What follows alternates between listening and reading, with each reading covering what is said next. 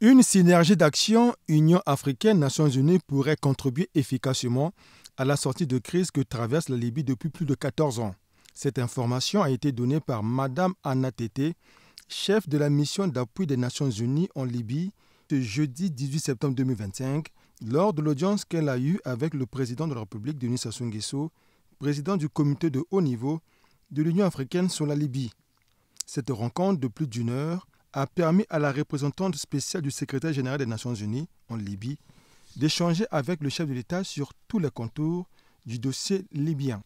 Pour cette première rencontre, depuis sa prise de fonction fin janvier, début février dernier en Libye, Anna Tété affirme avoir rencontré un homme d'expérience et qui a les moindres détails de ce dossier.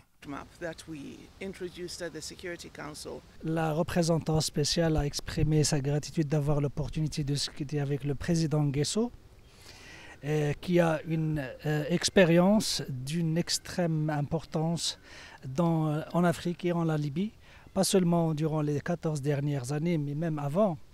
Et il a déployé beaucoup d'efforts en tant que président du comité de haut niveau sur la Libye.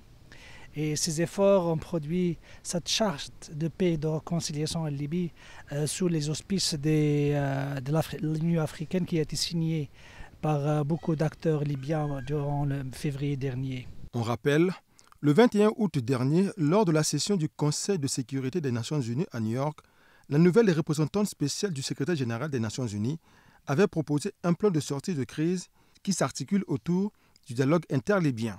Cette feuille de route a pour objectif d'essayer de trouver une solution à la crise politique. Et parmi les composantes de cette feuille de route, il y a un dialogue national entre les Libyens pour essayer de trouver des solutions aux grands challenges auxquels la Libye fait face actuellement. Ce dialogue il est autour de 4 thématiques: la sécurité, la gouvernance, l'économie et la réconciliation.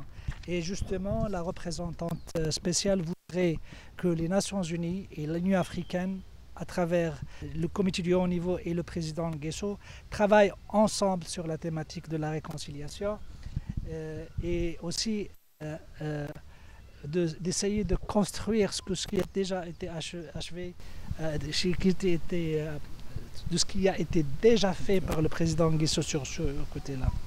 Dans cette feuille de route, il y a 3 phases. La première phase, c'est de ramener les institutions, la Chambre des représentants et le Haut Conseil d'État, de travailler sur la constitution, de finaliser la constitution de la Haute Commission nationale des élections.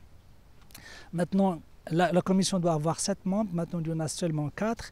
Et donc, il voudrait, dans le cadre du renforcement de cette commission, que le conseil de commissionnaires soit finalisé. Ça, c'est la première étape. La deuxième étape, c'est aussi sur la base de ce que l'Advisory Committee, le comité de conseil que la mission a établi pour pouvoir